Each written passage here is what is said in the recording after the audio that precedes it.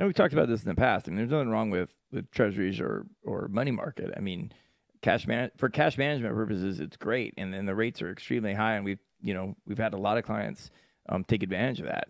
But if you're talking a market cycle and a true investment performance over the next 5 to 7 years, is money market going to do better in T-bills or bonds with some actual duration?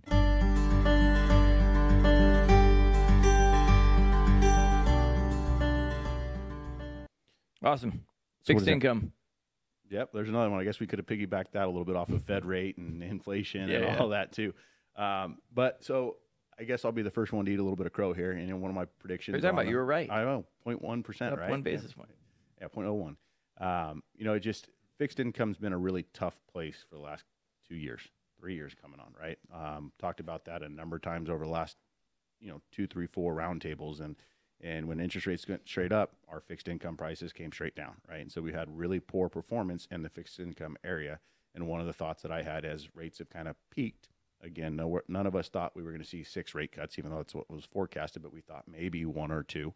And so historically speaking, when rates start to come down, we start to see an appreciation back and a rebound in those bonds. And so, yes, I guess we're a little early. We haven't seen a ton of climb back or growth in the fixed income area. We're being compensated with the rates now, so that's nice. So we're at least being paid again to hold those bonds. But I have a chart here because we keep saying, well, is the Fed going to change rates? When are they going to change rates? And essentially what this is showing here is, comparison during the rate cycle, the rate hiking cycle, and versus when the Fed starts to cut rates. So bottom line is if you start investing back into the fixed income, so a lot of us have gone shorter in duration or in treasuries or money markets or CD rates and things during this period of time. Mm-hmm. But the question's always been, okay, well, when do we kind of start rebalancing or reallocating back into intermediate term bonds or our core bonds again? And so a lot of people tend to want to wait until the Fed actually starts cutting those rates. And as you can see, that hasn't been the case yet. And we don't know when that will be. It's just they keep kicking that can down the road. But what this shows is that if you kind of just wait to the end of the cycle where we've seen the rate hike kind of peak. We don't see any more rate hikes coming. Doesn't mean it can't, or data can change, but right now it hasn't really forecasted any more hikes, just cuts. You see that if you start making those allocations back into that intermediate core bonds, you start being rewarded more so than if you wait for the Fed to actually start cutting rates. And so I guess my prediction was a little bit early, but it is still positive since our last one.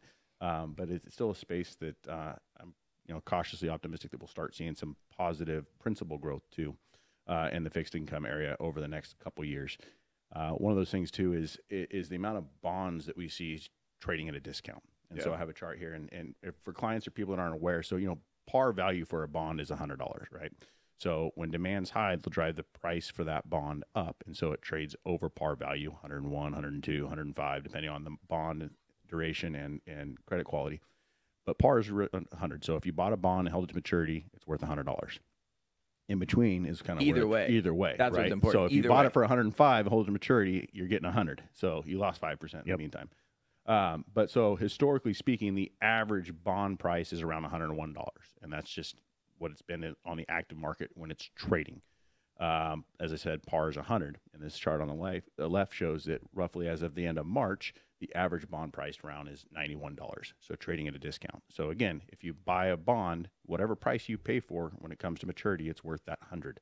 So about 85% of the bonds now are trading at a discount or under that $100 par value. Mm-hmm. So kind of reversion to the mean. So I think some of those returns that we're going to see in the fixed income space going forward are no longer just coupon or interest payments, right? It's the reversion back to that par values. These bonds start to kind of come back up in that value. So like I said, those are two of the factors that are kind of leading me to be a little bit more optimistic on the fixed income space. Well, I think the thing with fixed income too is that people expect that rate cuts would obviously drive bond prices up, but that's sort of an artificial juicing in the short term.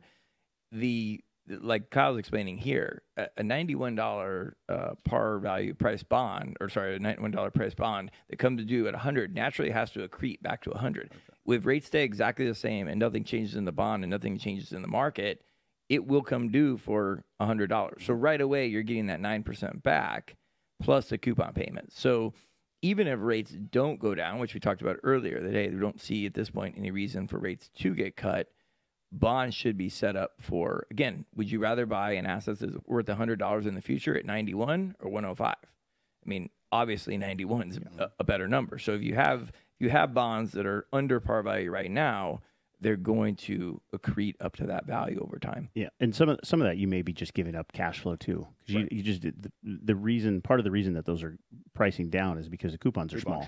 They're tiny coupons on them. So, but you know, having that already built in, not having to just worry about cash flow to to actually get your bond heading in the right direction.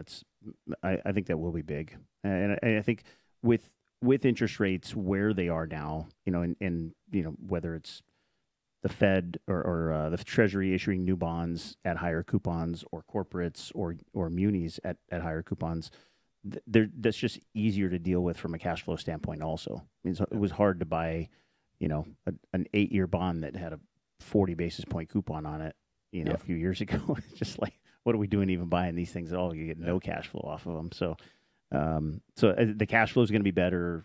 Obviously, the accreted nature is going to be better too. So. And we talked about this in the past. I mean, there's nothing wrong with treasuries or money market. I mean, for cash management purposes, it's great, and then the rates are extremely high, and we've had a lot of clients take advantage of that. But if you're talking a market cycle and a true investment performance over the next 5 to 7 years, is money market going to do better in T-bills or bonds with some actual duration? I would say bonds with duration. And that's the difference between really investing for a period of time versus what we call cash management, which is, hey, this is short-term money. I may need this in 6 months, 9 months, a year. That's perfect for T-bills and perfect for money market. But not you don't want to get out of investments to go into really short-term solutions, because in the long run, those are probably going to underperform. Yeah, historically, they don't outperform inflation. So it's still kind of eroding at your purchasing power and things we've already talked about. Look at any chart or any period of time, any significant period of time that compares cash equivalents, short-term bonds, treasuries, money market, bonds, and stocks. It's not even close. Yep. Not even close over any period of time you take. So again, but it has to be, a market cycle, not, 6 months to a year. One last chart I'll throw up there on fixed income is the inverted yield curve, right? So we've talked about that. It's officially kind of the longest inverted yield curve we have had. And so what that means, I know we've hinted at it before, talked about it before, but essentially, long-term rates are paying less than short-term rates, and that's essentially, again, forecasting in the Fed rate cuts here. So that's what we've seen. It's been going on now for the longest in the history, roughly just over 19 months. And yes, we've had really positive performance in the stock market during this period of time, above average actually, and flat to negative performance in the core bonds. But the table on the right, the second part of it there, is showing that historically speaking, performance for bonds following the inversion of the yield curve, which again, we're still inverted, but again, once that kind of starts to normalize, you've seen some positive returns in that core bond space, which is what we were just talking about. And so again, not saying bonds are going to go up 10% this year or next year, but it's one of those things that I think that we should start seeing some principal appreciation in our bonds on top of the higher coupons we've been starting to lock in and receive on the interest side. So that's kind of all the things that are factoring a little bit of the cautious optimism here. But as I said, I haven't seen it the first 5 months of the year yet. Yes, sir.